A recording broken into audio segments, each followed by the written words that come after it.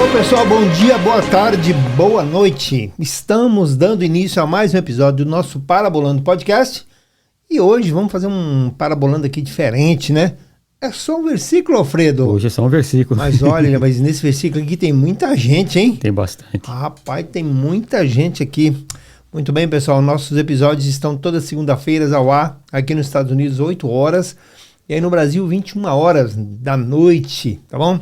Estamos aí no Facebook, Instagram, YouTube também com certeza. Convido você a se inscrever, se você ainda não é inscrito ainda, com certeza, fazer o seu joinha, fazer o seu comentário e compartilhar, né, Alfredo? Oi, essa é muito bom, né? Beleza? Estamos aí no capítulo 21 de Apocalipse, estamos aí praticamente quase, mas ainda faltam uns dias ainda, né?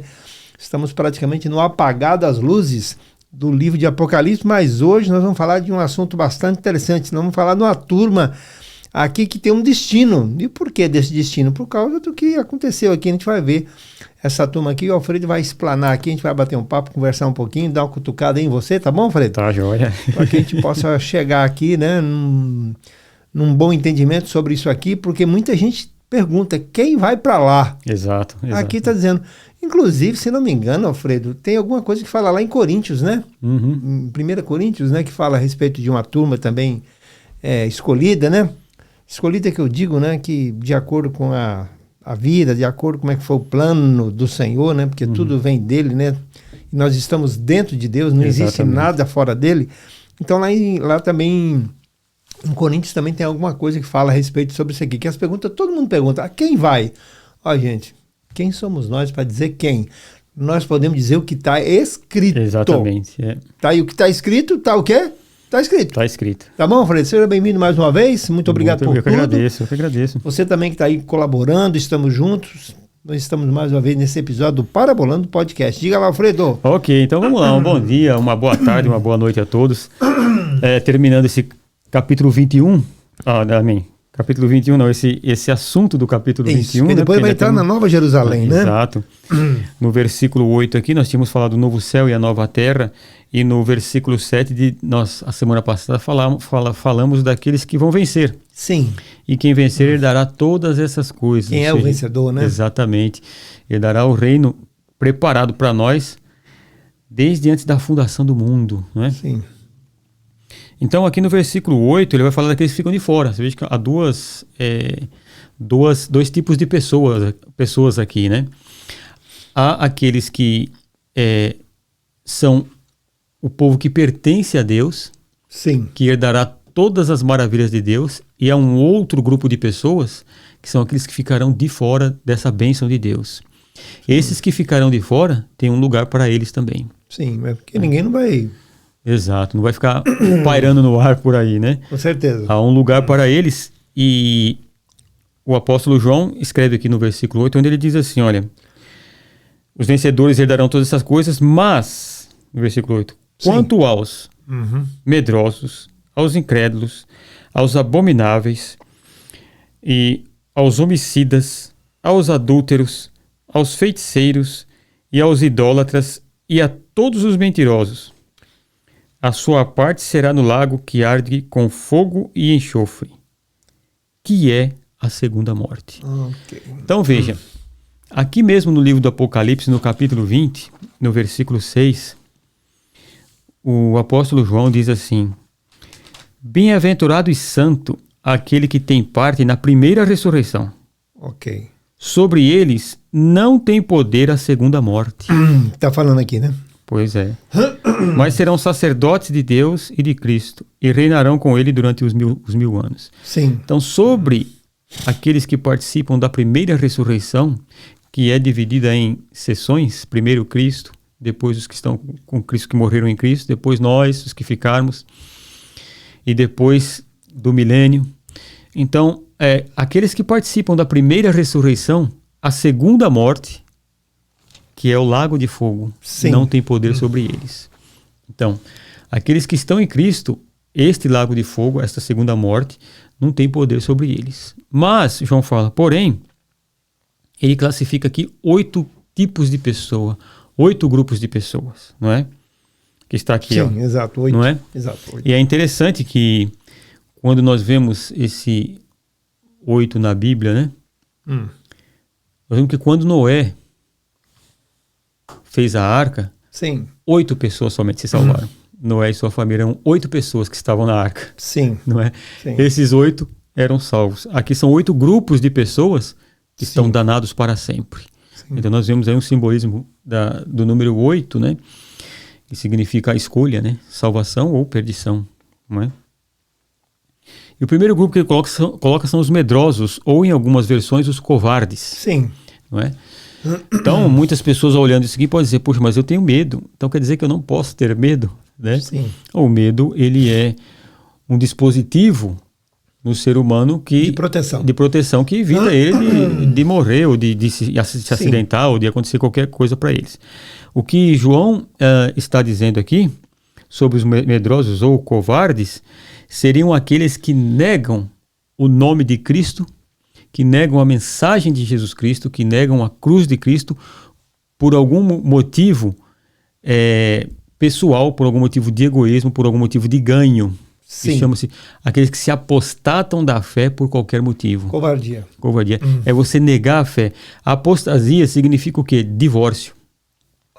Né? Então, aquele que se divorcia da fé por qualquer motivo. Então, por exemplo, nós temos um exemplo desse nos 12 apóstolos. Sim. Judas Iscariotes, que foi o traidor, era aquele que... negou a fé. É um covarde. Né? Negou a fé, quer dizer, entrega o Filho de Deus, vende ele por 30 moedas de prata por covardia, traindo Jesus, traindo a fé, não é? E vai para o inferno. Não é?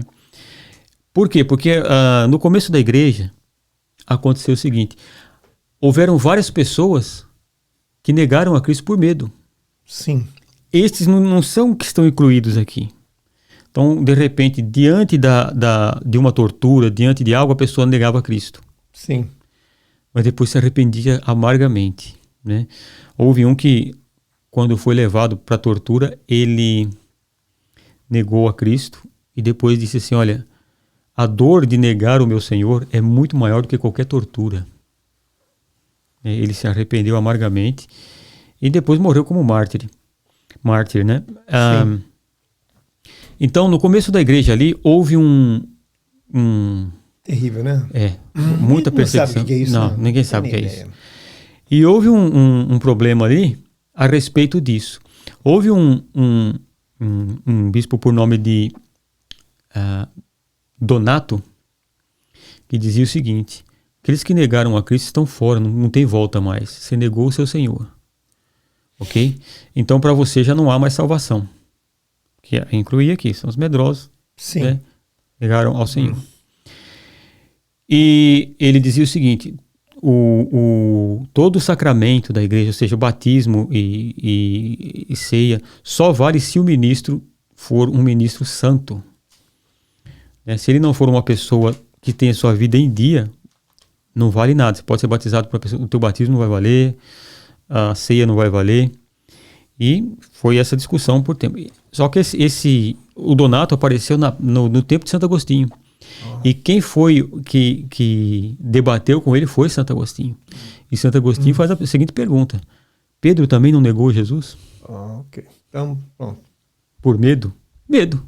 Sim. Pedro foi medroso, chegou ali, ele negou Jesus Cristo, ele disse: olha, eu não conheço esse homem, nunca vi. Quem sabia que o negócio ia ficar difícil ali, né? Então ele ficou com medo e tal, mas Cristo o aceitou de volta porque valia ali a soberania divina, porque Jesus tinha falado para Pedro: Satanás pediu para te peneirar como trigo, mas eu roguei ao Pai por ti para que você não desfaleça. Okay. Então o que acontece? Pedro era um escolhido de Jesus, e Jesus estava ali por ele. Okay. Então, esses medrosos não quer dizer, às vezes, a pessoa que, por alguma fraqueza, né, naquela hora, ela nega... Esse aqui é o que negaram a fé. É o que negaram, querendo mesmo, sem nenhuma pressão, nem nada. Aquela pessoa que nega a fé, se apostata da fé, às vezes para ter um ganho, né? Um ganho maior, às vezes por isso ou por aquilo. Então, a pessoa se apostata da fé por dúvida ou por coisas bobas, não é?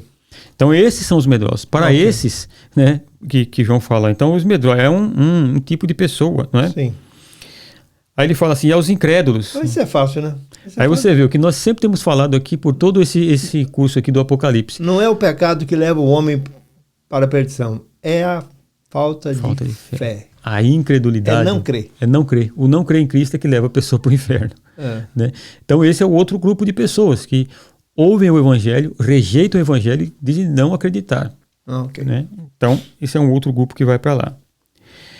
E aos abomináveis, não é? Então, o que é abominação diante de Deus? Você veja que quando Deus destrói Sodoma e Gomorra, né, haviam abominações terríveis ali. Sim. E então são aquelas pessoas que fazem e praticam essas coisas terríveis sem nenhum arrependimento. Fala até dos sodomitas, Dos sodomitas, exatamente. E até com o intuito de ofender a Deus. Sim. Né? Essas pessoas fazem isso para ofender a Deus. Tem umas coisas que acontecem aí que a gente nem vai citar nesse assunto aí, né? Porque... difícil, né? Hoje em dia não... Nós vivemos em um mundo de liberdade de expressão, né? Sim, entre aspas. Ok, então, ok. Depende de quem, né? Uhum. Então esses são os abomináveis, né? Abominação. Abominação, aquilo que é abominável. Abominação né? Entra o quê? Como acontecia, né? Você estava falando de... falando do imperador que sacrificou, né, na antiga Epifânio, sacrificou porcos ali quando Israel volta do exílio e reconstrói o templo e tudo. O Antíoco Epifânio, que era um dos 4 generais ali de Alexandre o Grande, ele entra no templo e ele sacrifica porco no altar. Essa seria uma abominação. Uma abominação, que fazia algo para ofender a Deus, para ofender a lei de Deus, que naquela época era proibido se comer porco. Então, tinha os animais que Deus escolheu para ser sacrificado, e a pessoa faz aquilo justamente para ofender, uma abominação. Abominação, ok. Não é? Uhum. E aí diz assim, e aos homicidas. Quem são esses? Né? Então, quem são os homicidas? A pessoa que comete um homicídio... Porque essa questão de homicídio, de assassinato, ou esse tipo de coisa, o homicídio significa uma pessoa matar alguém por uma maldade, por exemplo, ou por querer tirar algo da pessoa sem nenhum arrependimento. Não é uma pessoa, às vezes, matar uma outra pessoa em autodefesa. Sim. Isso não é um homicídio. Isso foi a defesa pessoal, uma defesa para não morrer. Nos 10 mandamentos, quando está escrito não matarás, no original seria não assassinarás. Ou seja, se cometer um assassino justamente para extrair algo da pessoa, porque por vingança, ou porque está com ódio da pessoa. E há algo... São Tomás de Aquino, ele diz algo muito interessante, que a lei de Deus, as leis de Deus são universais e genéricas, mas a aplicação da lei, ela é individual e específica. Então, há casos... Repete essa expressão, Alfredo. Então, a lei de Deus, ela é universal para todos. E genérica, de maneira genérica.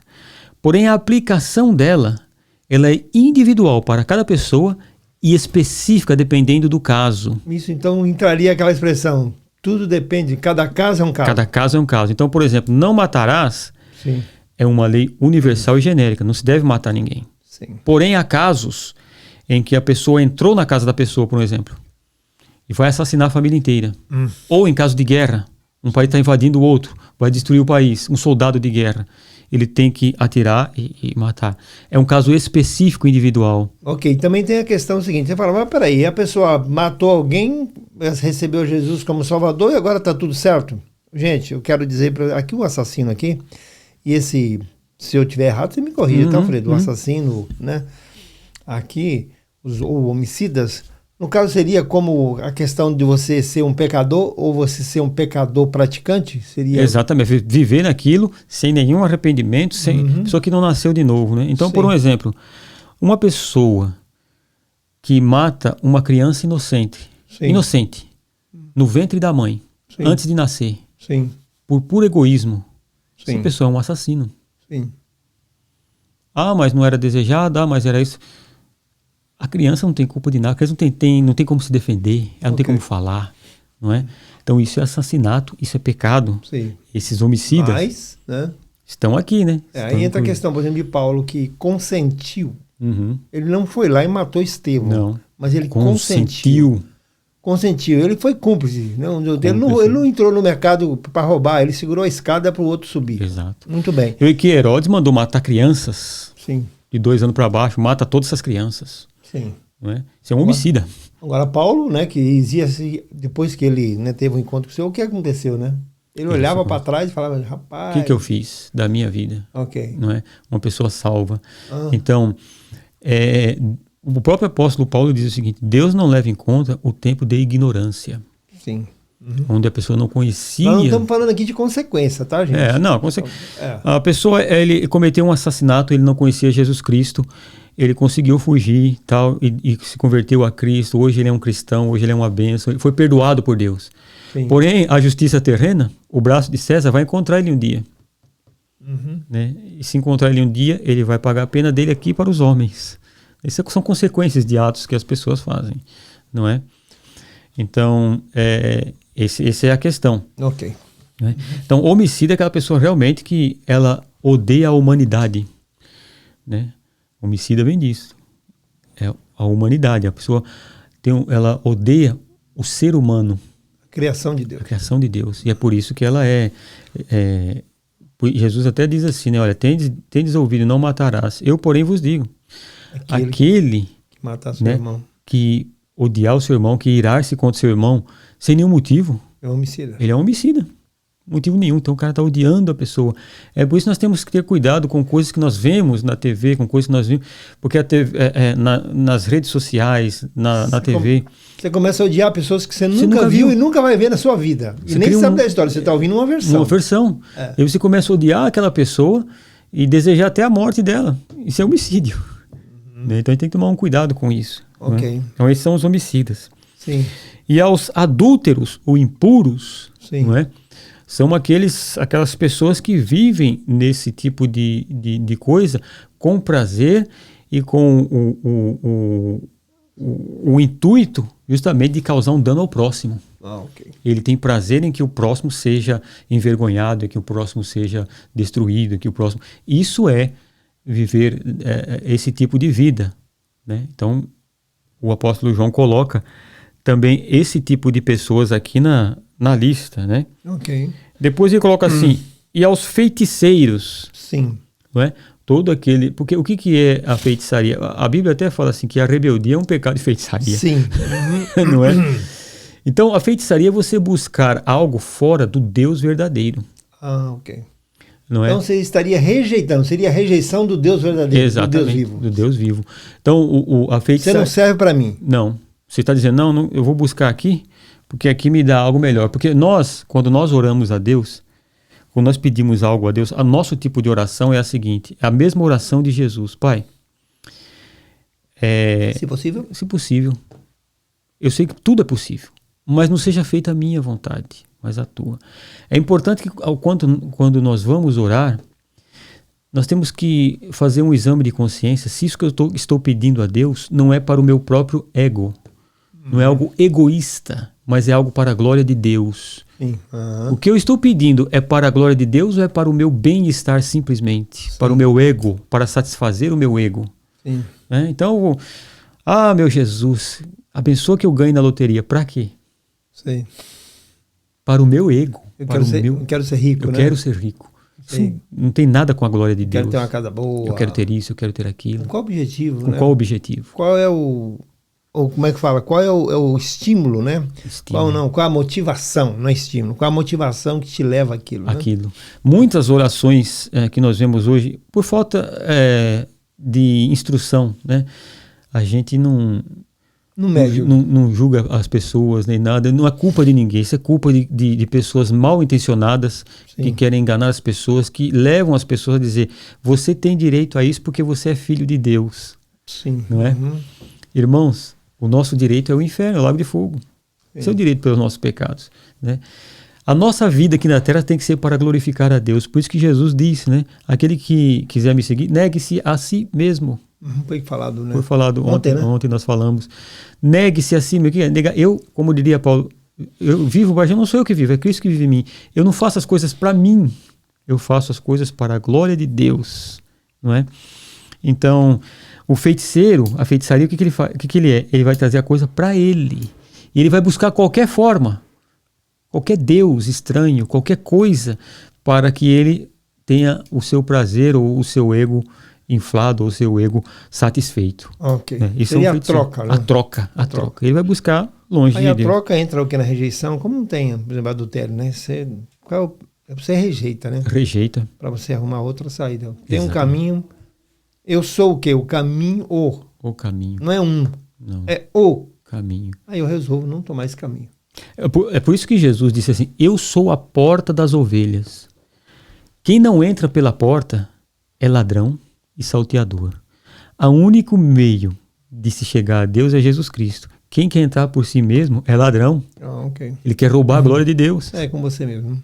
É com você. Então, esse é o problema que fala aqui. E a feitiçaria, no caso, seria baseada em obras, né? Baseado em obras. Isso mesmo. Eu vou fazer algo Que isso vai... que isso vai resultar nisso. Ok. É baseado nisso. Não é? Ok. E aí ele continua aqui. E aos idólatras, né?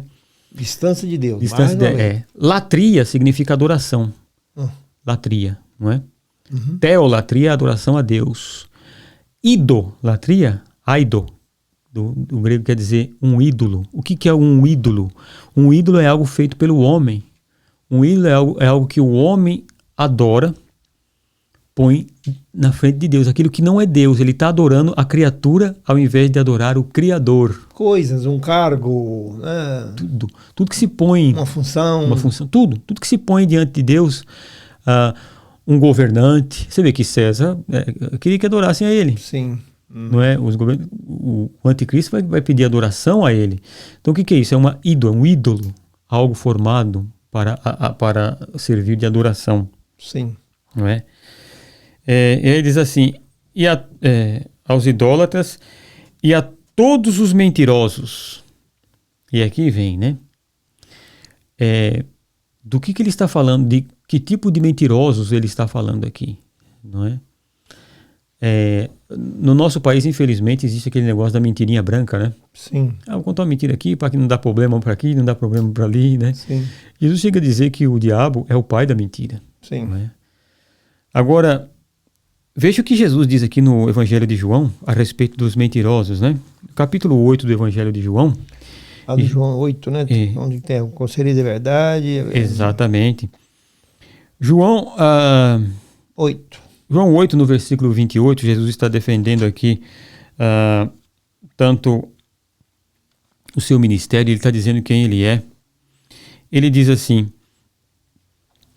quando levantares o Filho do Homem, então sabereis que eu sou quem digo ser, e que nada faço de mim mesmo, mas falo como meu Pai me ensinou. Aquele que me enviou está comigo. Ele não me deixou só, pois sempre faço o que lhe agrada.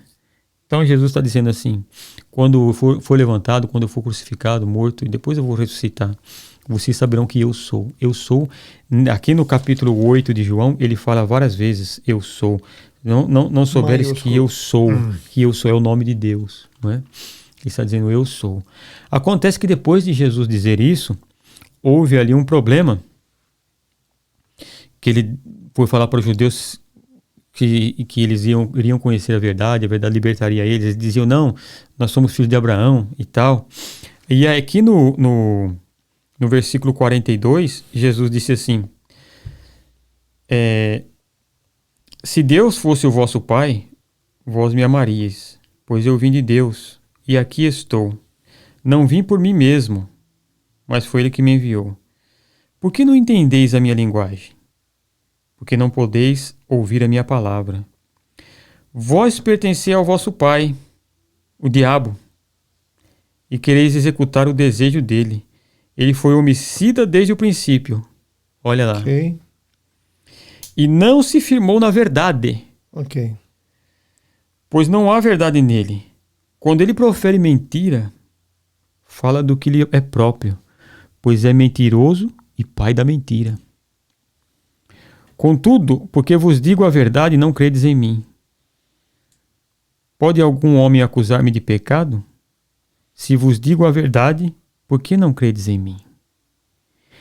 Então, Jesus está dizendo, olha, se eu não disser, aqui depois ele fala aqui assim, se eu dissesse que eu não sou o filho de Deus, eu seria um mentiroso. Né? Nós levando essa palavra, as palavras de Jesus do capítulo 8 do Evangelho de João, você vai ver que todos os mentirosos são aqueles que negam que Jesus é o Filho de Deus. Ok. Esses se encaixam no grupo de mentirosos. Porque quando alguém nega que ele é o Filho de Deus, ele é filho do diabo. Normalmente as pessoas perguntam, mas por que as coisas estão assim, do jeito que está? Falta de Deus. Falta de Deus. Falta de verdade. Falta de verdade. Um casamento sem verdade. Uma igreja sem verdade. Não vai. Olha, é incrível isso, que a igreja deve pregar a verdade. E qual é a verdade? A verdade é, no capítulo 8 de João, depois você pode ler o capítulo inteirinho, vai estar falando inteiramente a respeito da verdade de que Jesus é o Filho de Deus. É uma igreja que não prega esse tipo de coisa, que Jesus ele é o Filho de Deus que veio para nos salvar e só existe a salvação nele. São mentirosos. São mentirosos. É uma falsa igreja, é uma falsa religião. Não é? Então, qualquer outra coisa que se pregar, pode ser uma pregação linda e bonita. Se estiver fora disso daqui, é mentira. Se negar que Jesus é o Cristo, que ele ressuscitou, que ele é o Filho de Deus. Ele vai vir buscar a igreja. E a nossa única esperança está nele. É mentira. Então, por isso que ele fala assim, e todos os mentirosos, porque negam o Filho de Deus, não lhe dão a glória própria, a glória devida a Jesus. Muito bem, agora vamos lá. Esse lago de fogo e enxofre é o mesmo que tem os outros 3 lá? Exatamente. Ele fala, né? A sua parte será no lago que arde com fogo e enxofre, que é a segunda morte. Muito bem. Então veja que ali já estava o falso profeta, o anticristo e Satanás jogado no lago de fogo. Que foi o último aí, né? O último. E depois aí, do milênio. Todos esses daqui que foram julgados, que passaram pelo trono branco, não foram achados no livro da vida, que se encaixam aqui, nessas coisas aqui, não é? A sua parte, ou seja, a sua herança, a sua recompensa, é o lago que arde com fogo e enxofre. Segunda morte. Então vamos lá, aqui, só relembrando aqui. Quem nasce uma vez, morre 2. Quem nasce 2, morre 1. Morre uma só. Por isso que Jesus diz, necessário vos é nascer de novo. Sim. Não é?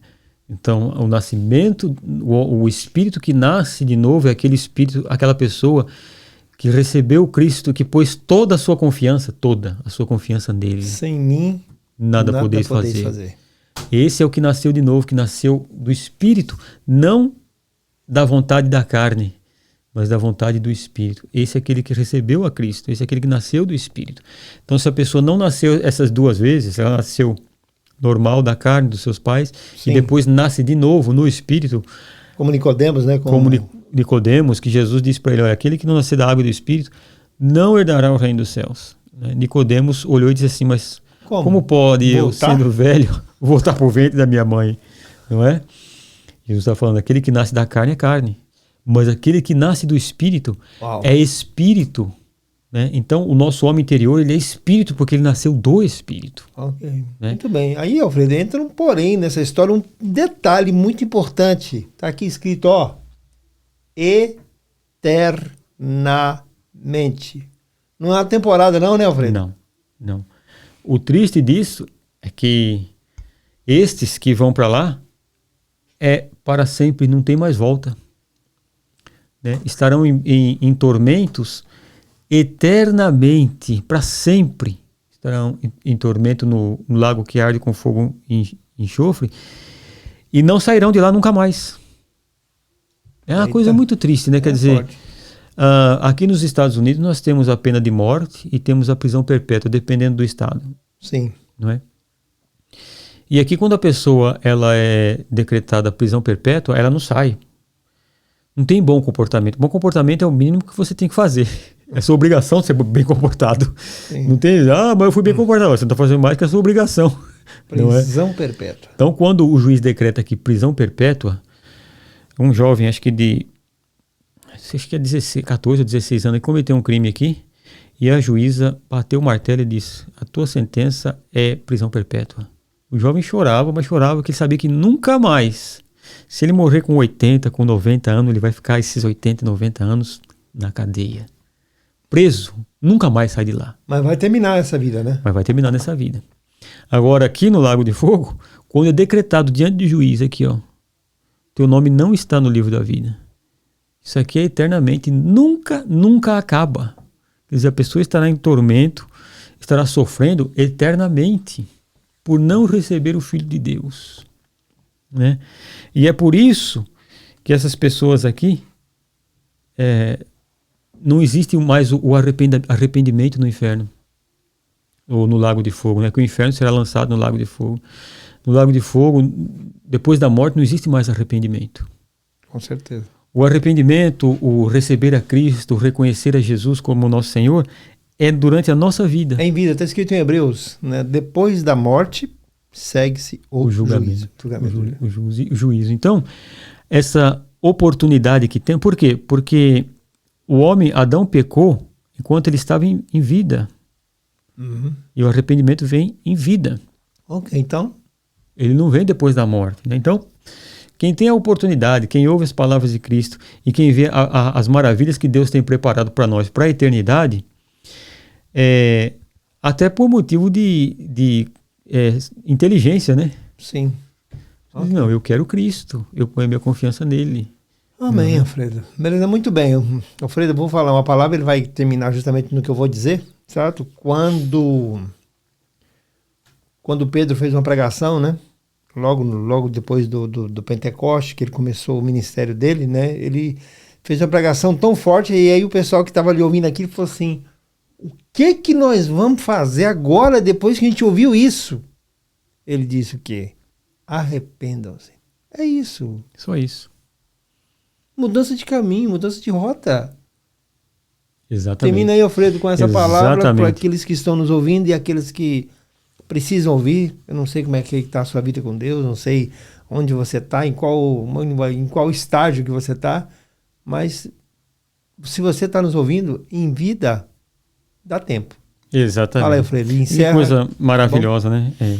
Você veja que quando Pedro fala aqui, ele fala para pessoas que eram judeus, que estavam fiados nas obras que eles tinham que fazer. Ele fala: o que nós temos que fazer agora? Temos que sacrificar, temos que fazer isso? Não, arrependei-vos. Porque vocês gritaram lá, crucificam. Não é? Arrependei-vos e crede no Senhor Jesus. Porque essa promessa é para vocês, para os vossos filhos, para os que estão perto, para os que estão de longe, para nós que estamos aqui longe, né? Para todos aqueles que ouvirem esse evangelho e disserem: não, realmente Jesus Cristo, ele é o meu único Salvador, ele é o Rei dos Reis, Senhor dos Senhores, ele é o Filho de Deus que se fez homem para me salvar. Isso é o suficiente para nos colocar no paraíso, na eternidade. Amém? Tá bom, pronto aí, pessoal. Muito obrigado por você ter participado mais uma vez desse episódio, né, abençoado. Vamos continuar no próximo episódio falando sobre a Nova Jerusalém, a nova cidade, como é que vai ser isso, né? O que vai acontecer ali. Então, esperamos vocês até o próximo episódio do Parabolando Podcast. Tchau, tchau. Tchau, tchau.